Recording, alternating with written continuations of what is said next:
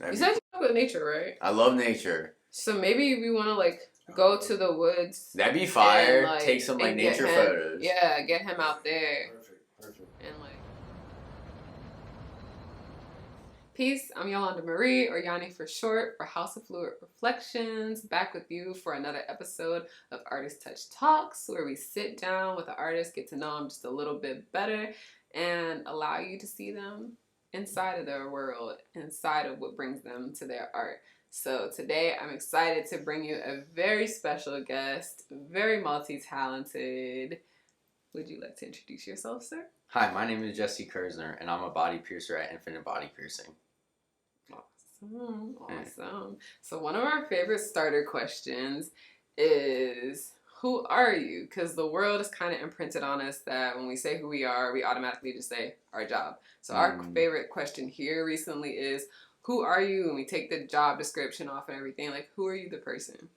I'm Jesse. I love anime. I love music, mostly like EDM, dubstep. I like future bass as well. I like all kinds of music, though. I'm open to everything except country. Everything that I do, whether it be mixing music, producing music, which is something else I do in like my spare time, and like even just like the connections I meet with people throughout my daily life. Like I try to like leave a good impact on them, and yeah, that's kind of me in a nutshell. I also like have a cat named Biggie, and he's the love of my life. Yes, we love the cat named Biggie. Totally here for it. So, if you had 3 words, how would you describe yourself? Persistent, well-rounded, and what would be the last thing I would say? Organized.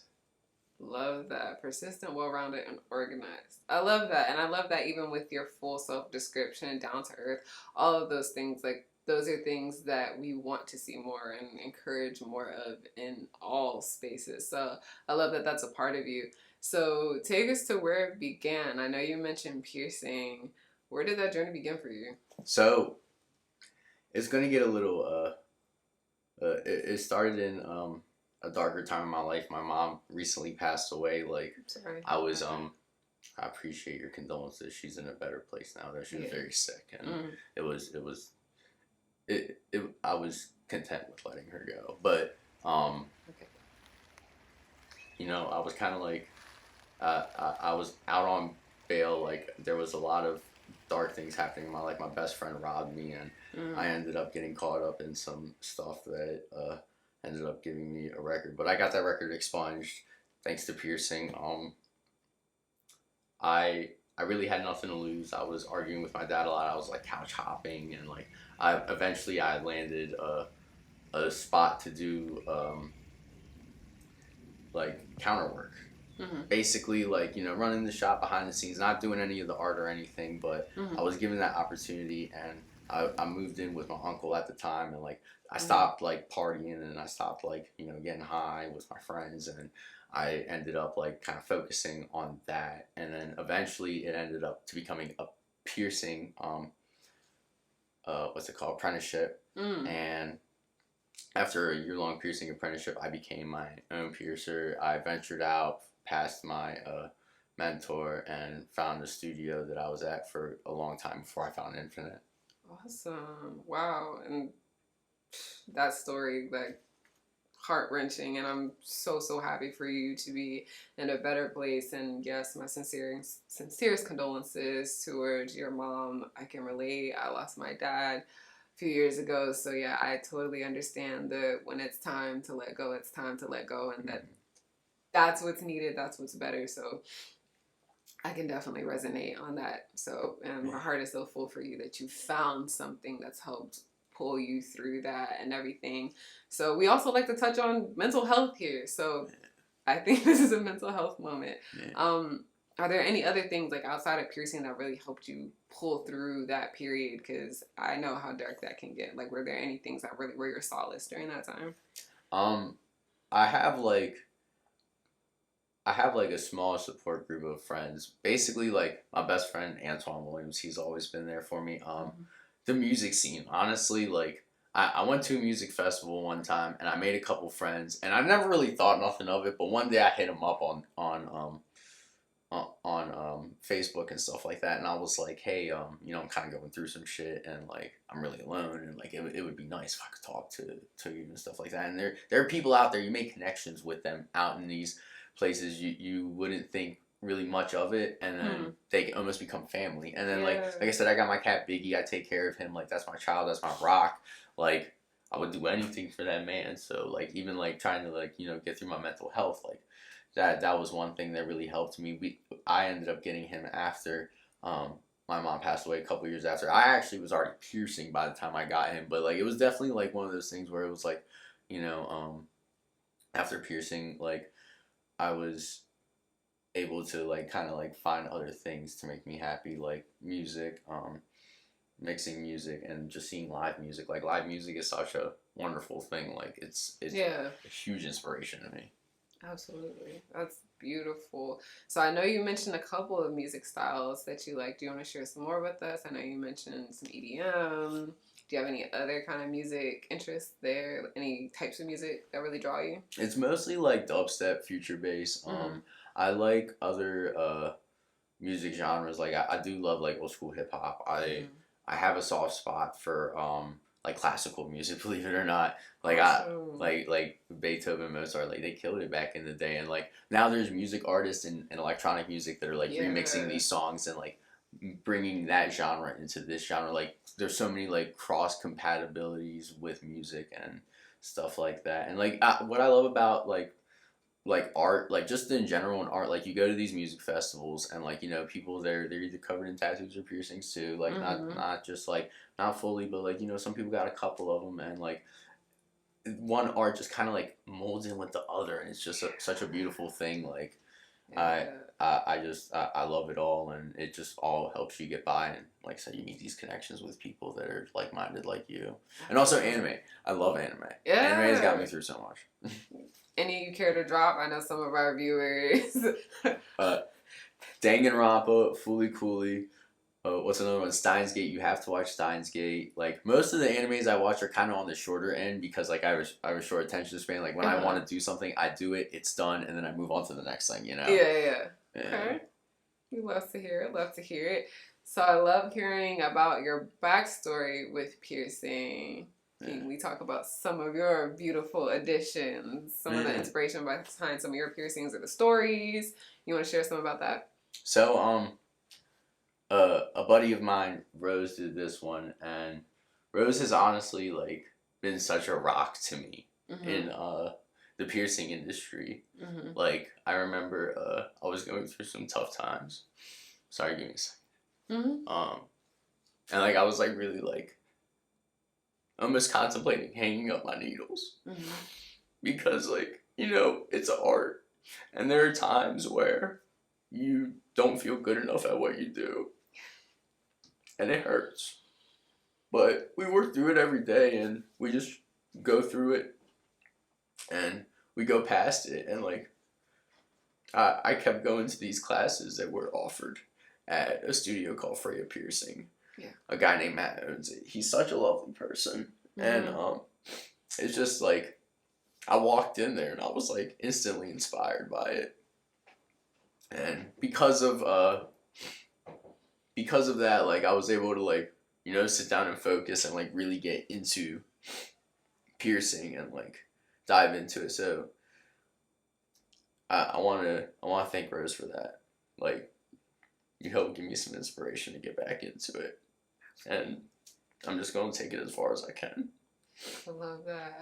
That is so beautiful. I'm trying not to cry. Yeah, I know. Like, it's such an emotional thing because, like, for me, I almost, like, wanted to give up. There were so many times where I'm just like, man, screw this. Like, but I wanted to keep going because I have a passion for it. Like, I know this is, like, when I started doing it, it was my calling. Yeah. But, like, it's that artist mentality, and, like, it was that rock in the road, and, like, I'm just glad I moved past it. I'm glad you did too, because, I meant to say that. He has graced me with my most recent addition. I absolutely love it. It was such a wonderful experience. I am absolutely in love with it. The process was wonderful, and he did amazing. Like, I'm absolutely in love with my face in a whole different way now. So I'm definitely grateful for you continuing to go and move forward and press on. Like, that is so huge, so big. That's one of our main focuses at HFR, is just creating spaces for people to feel supported and having that network of people that they can reach into, tap into when they need something, even if it's not art, even if it is that emotional support or just a ear, just like, dude, I'm here. Right, that's literally thank you. What we are here for. So I'm so, so happy. And yes, like he said, thank you, Rose. Like, we love having those people who really do come through for us in those times of sheer need. So staying on your piercing conversation, how does piercing translate to you as an art form, like personally to you? So piercing, like, it's an art and a science, right? Because there's all these measurements, but there's also like so many different kinds of people, and whenever you put like the different jewelries, the different tones, like there's color theory that plays into it, like all that kind of stuff, like what really pops off your skin, you know what I mean? And for me, like whenever someone looks really happy in the mirror after you did a piercing, after something that like, you know, like that you can help curate, because like there are times where like I've like, you know, helped people like pick out stuff that like they're not too sure about, because there's a lot of times like sometimes people don't know like what they want coming in the studio. I make a couple offers, and like, you know, I see what they like, and mostly it's about like how long can I wear it, and like how will it look on me for a long time. Like that's what I try and do. I try not to sell people something that like they're gonna wear and then it's like, you know, they're gonna change it out. I want to give people like something that it's like, Jesse did this, and like he did it like it's specialized for me, and like it's curated for my ear, it's curated for my nose, like, you know, just like whatever. Yeah, like piercing also, like there's also like things like body reclamation, right? People go through traumatic times, and that's another reason why I like really dive deep into it. Like, you know, people use piercing to like help them get over traumatic events. And absolutely. Like I've really like I want to give people this open space that's judgment free, that there's no kind of bias, that you can come into my studio and get what you want. The only piercing I will not do is snake eyes. That's the only piercing I won't do, and it's more for like the health of my customers, and it's more so for the not just like my own respect, but like for the respect of the piercing community, because those piercings just cause nothing but problems. I always want to give something to somebody that they can have for a long time. Like I don't want people like being like, I got this piercing, I took it out because I had to. Like I want people to be like, I have this piercing for a long time because like, you know, I love it.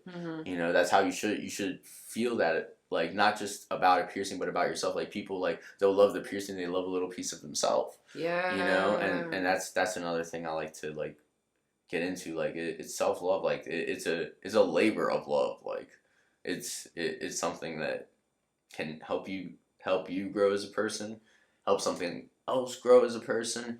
And like, you know, just like a community of piercers. Like there's so many other piercers. Like even on this year, like there's so many that my friend Josh did.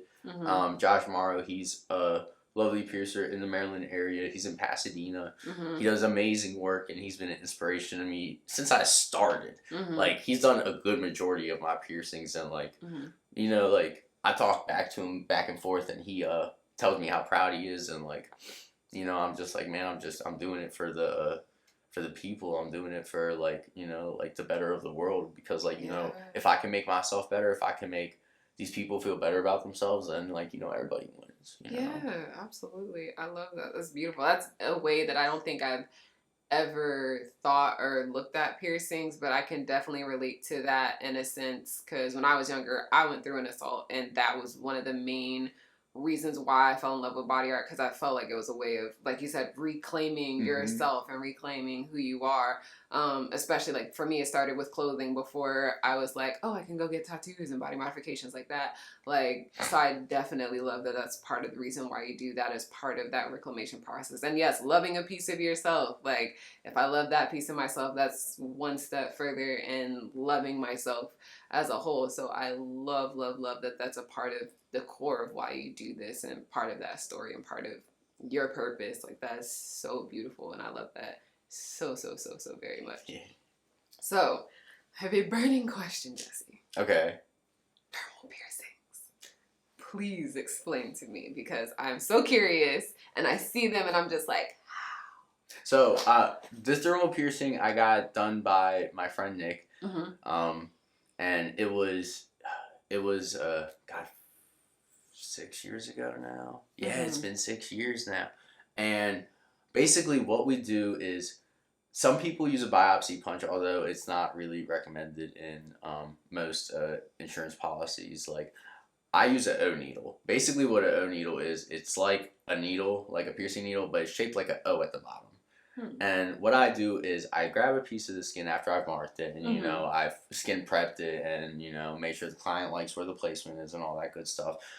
Grab the skin up, and then I just kind of screw it on in, and like I get it to a depth. Normally 2 millimeters is the depth that I like to use. A lot of piercers sometimes they go deeper, but I feel like 2 millimeters, like it doesn't scar up that much because dermal piercings they do reject over some time. Some people have had them for 10 years, some people have had them for 10 months. It's just one of those things like how you take care of it. It has a lot of maintenance to it. It's one of those piercings I'm probably going to grill you about before I start doing it on you just because I care about you. yeah. And it's like, but they're beautiful. Like, they normally last the longest like on the face. I've had good results with the ones on the back dermals. I will say like on the chest, like just because people wear necklaces and stuff like that, and like you'd be surprised how many people like they roll over on their stomachs or whatever. And I've had some heal up, but like only for so long, you know what I mean? In that area, I like to put surface bars, which is like one of these guys. It's basically like, it almost looks like two of them, but it's under the surface of the skin.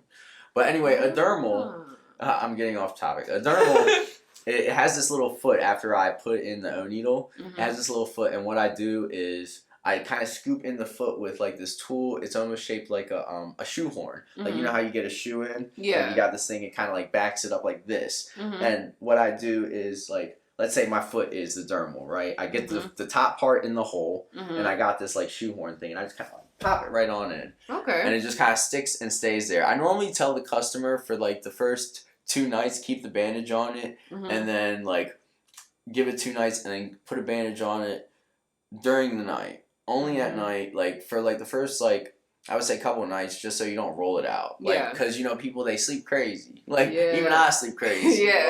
Or you know, sometimes people are chill, sometimes people don't sleep that wild. But if they do, I always tell them like put a little dot bandage on it, and normally what it does is it anchors. There are these in that little foot that I was talking about. It has these little holes, and the skin grows into the holes. And the better the skin grows into the holes, normally the longer it lasts. Okay. Eventually, though, like I said, they're play piercings, or that's what I like to actually. They're not play piercings. They're more like not permanent piercings. Semi-permanent. That's the best way to describe it. Okay. That's the best way to describe it. Yeah, semi-permanent piercings, because like there's no like other. There's an entry. There's no exit. Gotcha. So it doesn't. It tends not to stay. Okay. That makes more sense to me now, because I used to just be like, how is this it's a small, on your face? It's basically a small implant, like, but it's on such a microscopic level, like, you know, you don't need no kind of, you don't need nothing to go under. You don't need no numbing agent. Like, it's such a painless procedure, too. Like, everybody's like, that looks painful. And I'm like, honestly, it's probably my least painless piercing. Wow. Okay. Yeah. I like that. So I'm going to circle back to your tangent and ask about this one. The surface bar? Yeah, the surface bar. So the surface bar is done a little differently. I still use an O needle, and I'm still using normally a 2 millimeter depth. It does depend on a person's face, like, because you can put them here too. Like, they're so versatile. You can put them on the chest. You can put them. I wouldn't put them on the back, but you can put them on like the hips sometimes. Like anything like there, and here. I'm normally using like 2 millimeter rises, and basically that's how high it sits off of the bar. These bars, it's like at a 90-degree angle, and it just kind of like comes out like that. Okay. So basically it looks like a staple. Okay. And what I do is I do my one piercing, and then I do my other, but I leave the needle in the second one, and I have this tool, it's called a taper, and it just kind of slides in the needle and then pops the jewelry up in there, because the taper slides in. I remember when I pierced your nose, and it was like that kind of like, it almost looked like a needle, but it wasn't a needle, and I put it in and then backed in the jewelry. Yeah. Okay. All right. Yeah. That makes a lot more sense. And that makes me a little less like, I would never do that. Yeah. Like, that makes me feel like, okay, I could consider that at some point. No, I like that. That's awesome. So, as we have talked about some of your piercings, you are covered in art. So, can we talk about some of your tattoos? Are there any you're cool with, like sharing the story behind, the inspiration? So this is I'm Jewish by birth because like both my parents were Jewish, but like I personally like I believe that like more spirituality. You know what I mean? Like God is found in yourself. Like I'm not saying I don't believe in God because I do believe in a higher power. Yeah, but absolutely. it's found in yourself, and that's just my personal belief. But I was born Jewish. This is my Jewish name. It's Zev. It means wolf. I've always kind of like done things on my own, but like recently, like I said, like friends and stuff like they've helped me out of like darker situations and stuff like that. Like once I was able to like kind of put my own bullshit aside, I've realized that I'm not such a lone wolf. I got sea legs. Most of the stuff tattooed on my legs are from the sea, except for I got this to-do list because during my apprenticeship I kept forgetting to do shit. And the tattooer at the time, Jason Kramer, who has done most of my tattoos. I haven't talked to him in a minute though, but he was like, "You're getting this to-do list," and I didn't get this finished because it hurt. I'm probably gonna get it finished soon though. How about this one? I'm loving the little color. wizard. I actually don't like the wizard anymore. I got it a long time ago, and I want to color it now. Okay. Like, cover it up, like because this one is all black and gray mostly. That's the only one. It has color. Yeah, okay. it was. I let one of the apprentices do it at the shop at the time, who's a phenomenal tattooer now, by the way. But like at the time, I was just like, and like the tattoo's cool. It's a solid tattoo. It's just it doesn't fit with my like sea legs theme. Gotcha. But like that's what happens when you start getting like tattoos at a young age. Like I've been getting tattoos since I was 14. It's so bad. Like, once you start getting them, you just keep getting them, and it's like, oh my god, like, but it's such a love, like like it's art, like, and I will say there's a couple tattoos I don't like, but there are ways now to like either cover it up, laser it, whatever, and like honestly, I don't let it bug me that much. Most of the tattoos that I have, I do love, like. I got these because like it's like breaking chains and breaking barbed wire because like I don't know, I like to I like to think that I'm trying to like free myself from like being like tied down and stuff like that. Absolutely. Like just like by my mental health and stuff. So for me it's like kind of like me escaping and breaking those chains. Love that. I love skateboarding. Like ride or die. Like I do it at least once a day during good weather. I'm trying to learn. Okay, I used to, but I've definitely been considering picking up another board. So I have to talk to you about that too. Yeah, definitely. Oh my god, we can totally go skating. Silver Spring has the best area for like skateboarding and stuff like that. There's a couple skate parks too. I have pizza and watermelon because they're my favorite types of food. Definitely down with that. Pizza and watermelon. Yeah. Yeah. I have this peony on my left hand. Peonies are in Japanese culture, like they bring like good fortune and money and stuff like that. Gotcha. I'm left-handed, so it's my dominant hand. Okay. It's normally the one I'm counting my money with. Okay, yeah. I have this Hanya mask. The story behind the Hanya was like a woman's jealousy, anger, and rage towards like her significant other kind of developed her to become like almost like a demon. Like her perception of herself became a demon, and like it was like for me it helps me remind me that like emotions no matter how bad they get, like don't let them get to you too much because like it'll start getting ugly. Yeah. I got this owl, and it's for my dad because he helped like he loved my mom to death, and like he's got this key, like one's a heart and one's her like a skull, you know what I mean? I got this raven because Baltimore, baby. And then some of the other stuff is just kind of cool, The rest of it's just kind of cool. Like I didn't really put much thought into like much of my other ones, especially these. I was just kind of like, let's just do cool stuff. Like there's like a boat sailing to like there's a boat sailing to like a lighthouse. I got this cool little pirate skeleton. Like I got a bunch of tattoos. No, they're awesome. I want to get more. I want to like be covered. Maybe not my face like until like my grandmother passes, but like knock on wood, like absolutely. Like seriously, more life. I love that, and I love how you're just like a full canvas yourself, because that's literally one of the things that I say is like, I am my own canvas, the world is my canvas, so collectively all of it is a part of me. So whether I'm creating something externally or I'm creating it on myself, like the canvas is wherever I'm at. So exactly. I absolutely love that you're utilizing your canvas and just expressing in so many different ways. Like, so awesome.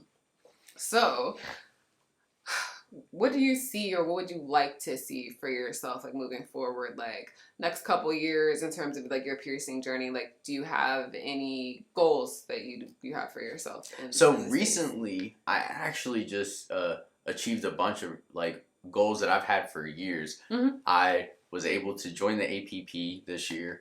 That's the Association of Professional Piercers, and that's like something that I've been working at for like since I started. Like a lot of those piercers, like I look up to their, not only their work, but how they carry themselves with customers, and like just like, you know, the presence that they give on whatever platform they decide to utilize. Yeah, and for me, like I just kind of want to help set the bar, you know what I mean? And like joining the APP now, I can do that. Like, you know, I can really help like set the bar for like what like quality piercings are, and like, you know, help inspire someone else. Because that's another reason why I do this stuff. Like, there are people out there in this world that, like, you know, sometimes they just need that little etch. Like, because, you know, what if they do want to hang up their needles? Or what if they don't even know if they're good enough to pick up the needle for a piercing, you know? And, like, there are artists out there every day that, you know, really grind and, like, learn something new every day. Like, it's art. Like,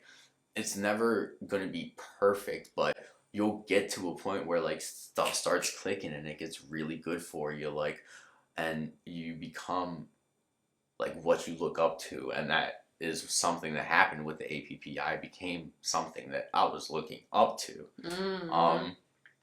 I got into this really famous shop, Infinite Body Piercing, this year, and like that's something like I thought at one point, like, I wasn't good enough to join it. Like, there were so many times where, like, I'm like, dang, am I good enough? But if you look at my portfolio, if you look at, like, the drive that I have on social media, even, just Instagram, like, I really don't use nothing else. Like, you just look at it, you see piercings every day, and it's like, you know, like, I'm trying to, like, what's the word? I'm trying to put my all into it because I love piercing. It helped me out so much, and to this day, it still helps me every day. Absolutely. Yeah. I love that. That. But in the next 5 years, I one day, like, I want to go to conference. Conference, unfortunately, never happened because of all the COVID stuff. Like, so big groups weren't able to be captured. I want to go to conference. I want to eventually teach maybe a class at conference, or just like, you know, even like I would love to like pass my knowledge to other piercers, because like at the end of the day, you can only keep what you have by giving it away. Yeah. And that's something I feel very strongly about. For sure. Yeah. I love that. And the giving it away, that's literally like, that speaks to me so much. And just like, each one teach one, just pass it back to someone else, because if that brought you through, it can really bring the next person through, and the next person. And then there's community too. Like, that's half of what I believe the Discord is from, is just not being connected, not having community, not having these spaces that are sharing. Like, let's cut the scarcity thing. Like, let's bring it together. You can do, I can do, we can do, and together we're all better. So I absolutely love that.